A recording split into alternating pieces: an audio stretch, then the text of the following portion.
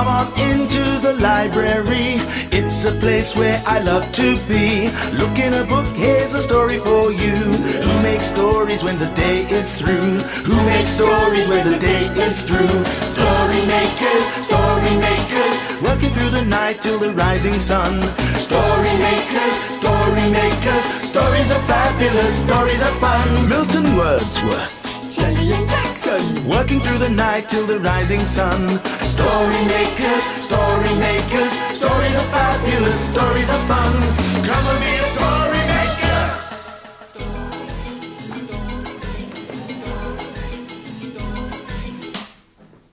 Story makers.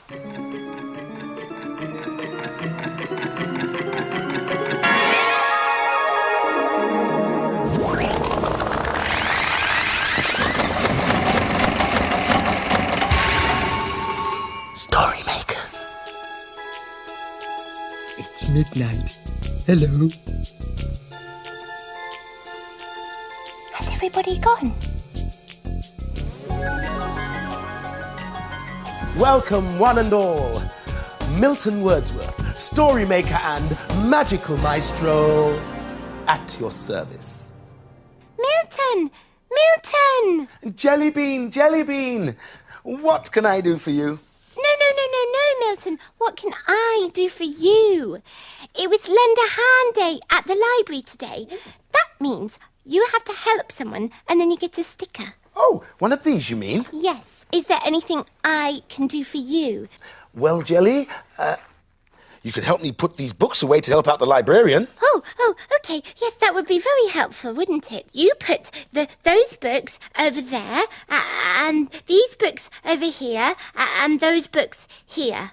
Oh, anything you say, Jelly. Can I have my sticker now, please? I think you have to help a little more to earn a Lend a Hand sticker. Oh, okay. Well, I know. I'll help you put a sticker in the story machine. Excellent idea. Okay. There you go. There's your sticker. And this one's for the machine. In the machine. Please, can I help by saying the magic words? Of course you can, dear heart. Join in too. Imagine a story.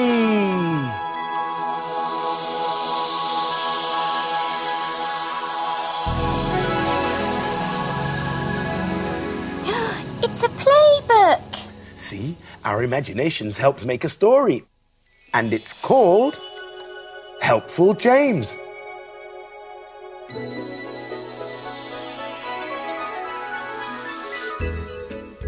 Mum was sitting down reading her book. A little hand appeared next to her and took the sticky tape that was lying on the table. Mum looked at James. "It's for my baby," James said. Dad was in the garden pulling out some weeds. A pair of legs with a box on top walked by. The box on legs turned to Dad. It was James. "It's for my baby," James said. Mum and Emily were reading a book when they felt a tug at their cushion.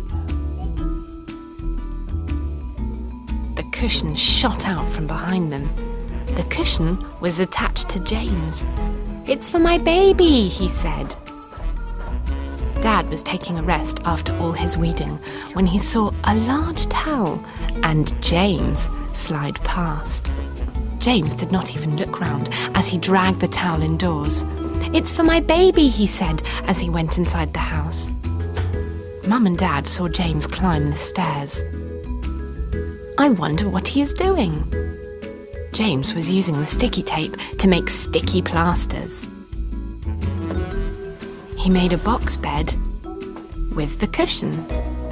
His baby wasn't feeling well. Mum and Dad had come upstairs to take a look. They had an idea. A hand opened the fridge door. Another hand took out the cake tub.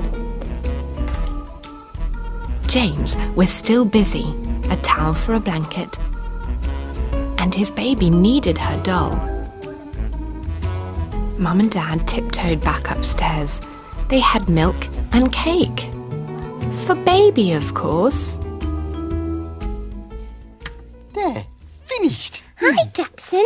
What are you doing? Oh, well, the children did lots of space pictures today, and I've done one too. Oh, do you want me to help? I've been helping Milton, and he gave me this sticker. No, thank you, Jelly. No, the picture's finished. Now all we have to do is put it in the story machine to make a story. Oh, but I could colour your picture. It needs some colours. No, Jelly, I don't want any colour on this picture. Oh, okay. In it goes. Ooh. What was that? Just a few pens, Jackson, to make your story more colourful. I'm just lending a hand. But now you will have ruined the story. Oh, well, I can help you by saying the magic words if you like. No, thank you. I shall say it with the other story makers. Imagine a story.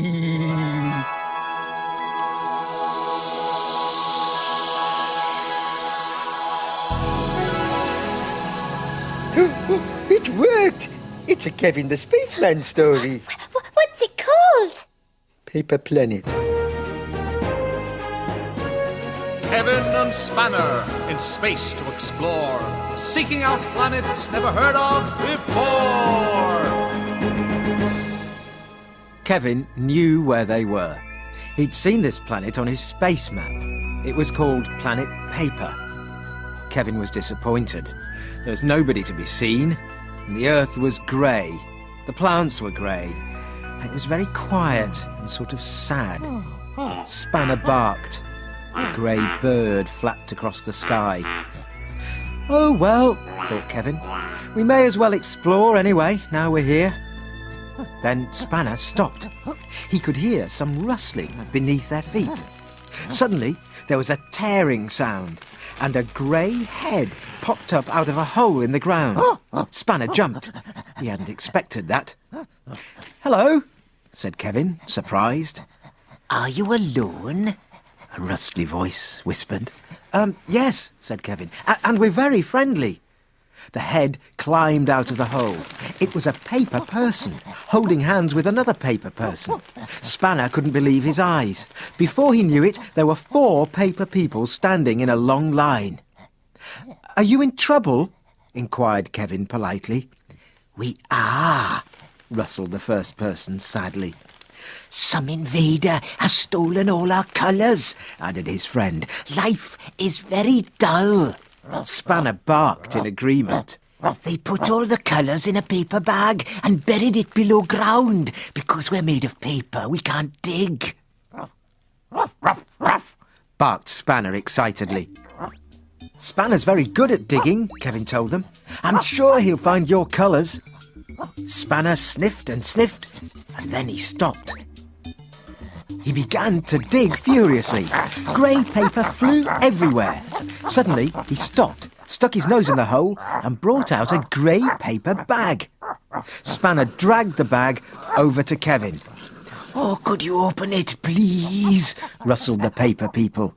Kevin opened the bag. There was a crackling swirl of colour. When everything cleared, the planet looked very colourful indeed. Hooray! Cheered the multicoloured paper people. How can we thank you? Spanner panted. Maybe they would reward him with a bone. Oh, it was nothing, Kevin said. We're happy to help. Come on, Spanner! Hello, Milton.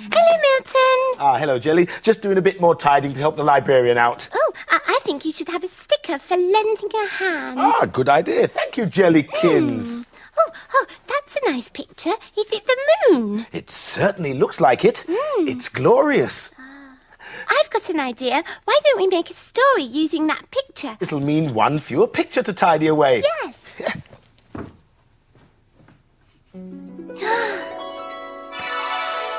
That's one less picture to tidy up. Are you ready with the magic words?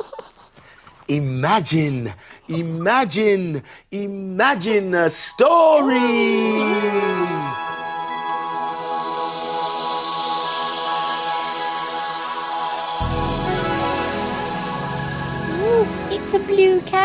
story, Milton. That's right. Blue Cow goes to the moon. In a field not far away is a herd of cows grazing quietly. One of the cows is most unusual. Blue Cow wonders about the big world beyond her field. One day, Blue Cow was looking up at the sky. "Ooh, I wonder what it would be like to live on the moon." "She's off again," said the other cows.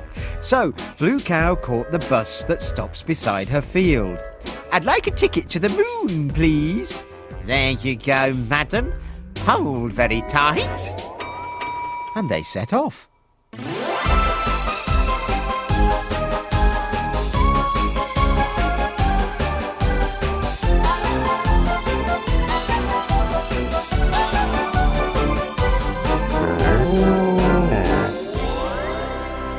And then they arrived.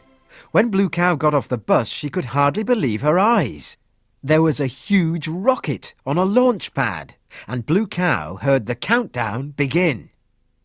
10, 9, 8. "Ooh, I'd better hurry," she thought, so she hopped inside quickly. 5, 4, 3, 2, 1, blast off! And with a great roar, the rocket shot into space. Off to the moon! Blue Cow looked out and watched the world get smaller and smaller. After a while, the rocket landed on the moon and she hopped out. It smelt funny, like cheese. Blue Cow sniffed the ground. It was cheese. And just then, a spotty man appeared. He said. "Oh, hello," said Blue Cow. "Nice to meet you," said the spotty man, and he handed her some tea. Thank you," said Blue Cow. "Just what I needed." Back on Earth, Blue Cow's farmer was having his lunch and watching the news. "Cow in space," said the headlines on one channel. "Blue Moon Cow," said another. The farmer switched off the television. "Wow, what nonsense," he thought. On the moon, the spotty man was showing Blue Cow around his garden. Blue Cow loved it, but soon she thought it was time to go home. "I think it's time to go home," she said. So she broke off a piece of cheese from the moon to eat on the journey. The spotty man waved goodbye as she got in the rocket, and he even did the countdown for her. Bye-bye, moon! I wonder why the moon smelt so strongly of cheese. Oh, I don't know. Now then, I left my cheese sandwich somewhere. Where is it? Oh, I think I might have tidied it away, Milton, just to be helpful. Oh, never mind. Thank you for lending a hand tonight, Jelly. Oh, that's my pleasure. Oh, it's time for us to go. Oh, the librarian will be so pleased when she gets here. I'm sure she will. But now, the dawn is upon us. The morning is nigh. We've made our stories, and we bid you goodbye. Working through the night till the rising sun. Story makers, stories are fabulous. Thanks for helping. Bye, story makers. See you again soon.